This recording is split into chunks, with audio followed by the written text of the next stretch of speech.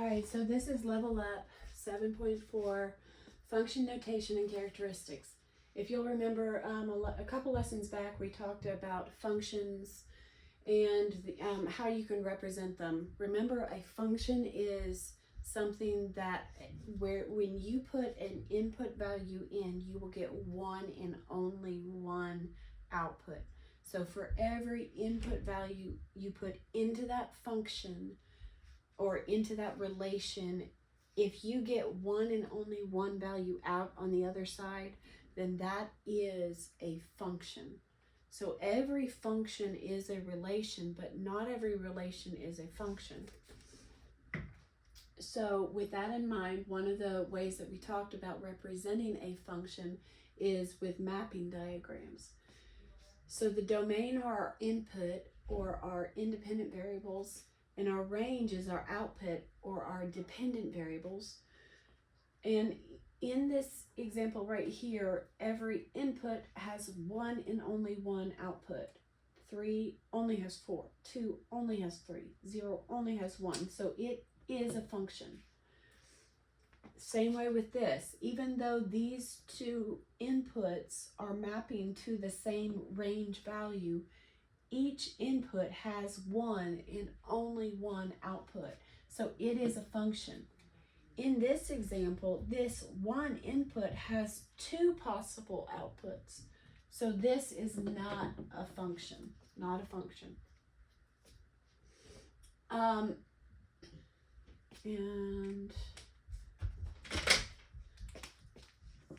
I'm going to draw an X through it. Okay. We talked about representing things in, like, how functions were all around us. In this example right here, a jet is flying through the air, and after it's been flying for 1 hour, it goes 500 miles. After it goes 2 hours, it goes 1,000 miles. After 3 hours, 1,500 miles. So for every hour, it's going 500 miles. So you could see this equation as y being the distance it travels, equals the number of hours it's been flying, which is represented by x, times 500. The jet is flying 500 miles an hour.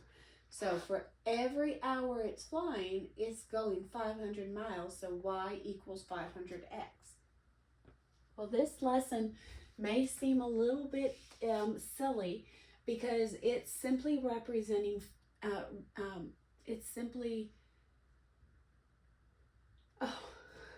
my brain just went blank on me. It's simply showing you function notation. Function notation is, the function notation for this one, for example, would simply be f of x equals 500x. The only difference between this line and that line is instead of y, I've written f parentheses with an x in it, the parentheses.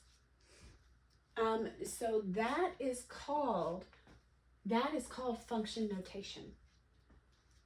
If I look at the slope-intercept form of a linear equation, y equals mx plus b, that we introduced in the last lesson, if I want to put that into function notation, all I do is I change my y to be f of x. So why would I want to do such a thing? The reason why is it can become easier to identify the inputs and the outputs. If I look at this equation, it looks like I have two variables. It looks like I have this variable and this variable, the y and the x. Remembering that we know the m is the slope and b is the y-intercept, where it crosses the y-axis, okay? So it looks like I might have two variables. So function notation makes it easy to know which is the input value and which is the output value. because all of a sudden you're writing everything in the you're writing everything in terms of one variable. F of x equals mx plus b. And you could read it like I just said, or you could say the function of f is mx plus b. Another reason we use function notation is because it can be easier to ask for a particular output for a specific input. So for example, if you were asked to express this function right here using function notation and find the value of f of 3, you would simply go f of x equals 5x plus 7. So easy, right? All right, now I want to find the value for f of 3. So f of 3 equals, now I'm plugging 3 into my function. So I've done it on this side, now I need to do it on this side. F of 3, 5 times 3 plus 7, 15 plus 7, 22. F of 3 equals 22, and that has converted this equation into function notation. All right, I'm going to pause the video so I can make a modification to the board.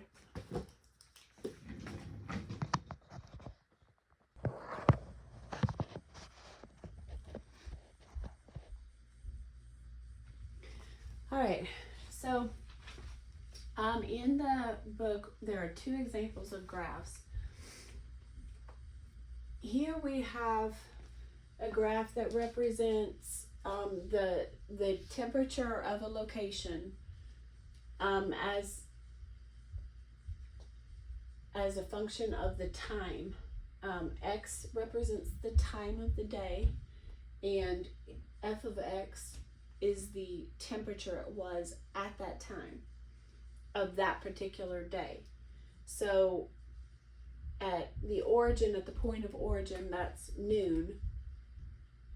And so since every time of the day had one and only one temperature, then this is a function, but it is not a straight line. So it could not be represented as a linear function.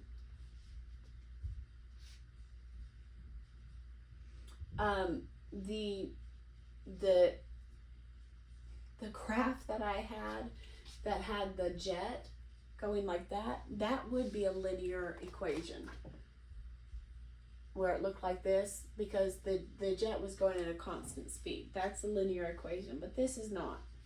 You would not be able to represent this as a pretty equation like you could have with this one. Similarly, in this example right here, you have a team that has played a bunch of games, and the x-axis represents the game that they played, and f of x is the margin of victory for that game. And so at game number 1, you see that they got a margin of victory of 2, but game number 2, they're down here in the negatives. And then game number 3, they're back up here. And game number 4, they're even higher. Game number 6, they're back to a margin of victory of 2. Notice we haven't even connected these dots because there is no in between. There was no 1.5 games that this team played. So we're not going to connect these dots because there aren't any in-between values. So you've just plotted a bunch of points. You can't represent this as a pretty equation, a linear equation, while it's still a function. Every game has only one score. It's still a function.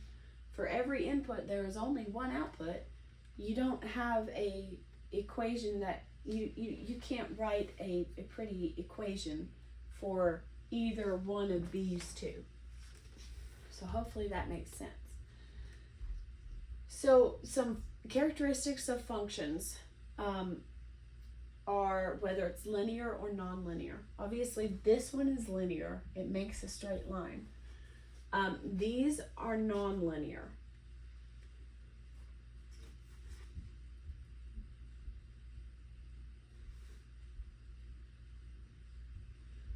Sorry, I was reading.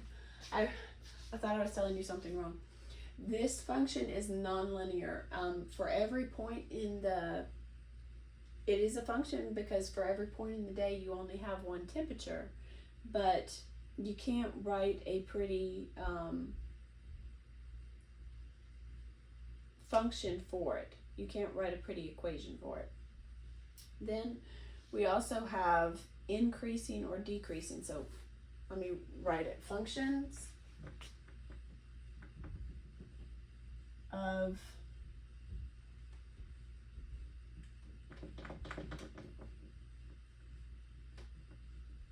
characteristics of functions. One is that they are linear or nonlinear. They make a straight line or they don't. The second is that they are increasing or decreasing. This, when you're looking at it from left to right, is it increasing or decreasing? Well, this would be increasing. This is increasing up until 4 p.m., at which point it changes to decreasing. And then you have continuous